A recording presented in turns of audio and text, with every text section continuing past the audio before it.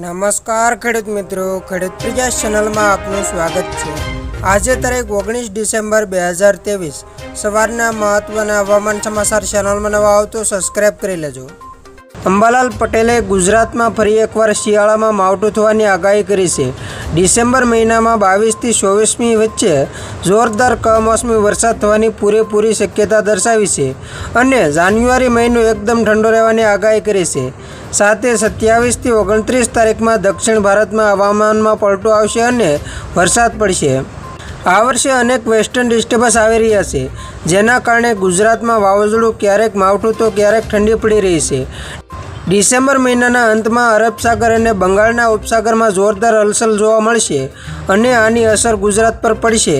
આ હલચલ લો પ્રેશરથી deep depression સુધી જવાની પૂરેપૂરી સંભાવના છે, પરંતુ ડિસેમ્બરમાં અંબાલાલ પટેલે જણાવ્યું હતું કે અરબી સમુદ્રમાં હવાનું હળવું દબાણ સર્જાય છે। અત્યારે નબળા પશ્ચિમી વિક્ષેપના કારણે ઠંડી પડતી નથી। આ સાથે ઠંડી સાથે રાજ્યમાં કમોસમી વરસાદ થવાની પણ સંભાવના વ્યક્ત કરાઈ છે। 22 ડિસેમ્બરથી ઉત્તર પર્વતીય પ્રદેશોમાં ભારે હિમવર્ષા થશે, જેને લઈ 28 ડિસેમ્બરથી રાજ્યમાં ઠંડીનો સમકારો અનુભવાય છે। તેમણે કહ્યું કે ઓછી ઠંડીનું કારણ અલ નીનો અને નબળા પશ્ચિમી વિક્ષેપ છે। 25 ડિસેમ્બરથી જાન્યુઆરીની શરૂઆત સુધીમાં ફરીથી મજબૂત વેસ્ટર્ન ડિસ્ટર્બન્સ આવવાની શક્યતા છે, જેનાથી ગુજરાતના હવામાનમાં ફરી પલટો આવતા કમોસમી વરસાદ આવી શકે છે। આ દિવસોમાં પણ ગાત્રો થીજવતી ઠંડીની શક્યતા છે। ડિસેમ્બરમાં પાછલા સપ્તાહ અને જાન્યુઆરીમાં પણ એક સિસ્ટમ બનશે। ફરીવાર વાવાઝોડું આવવાની શક્યતા છે।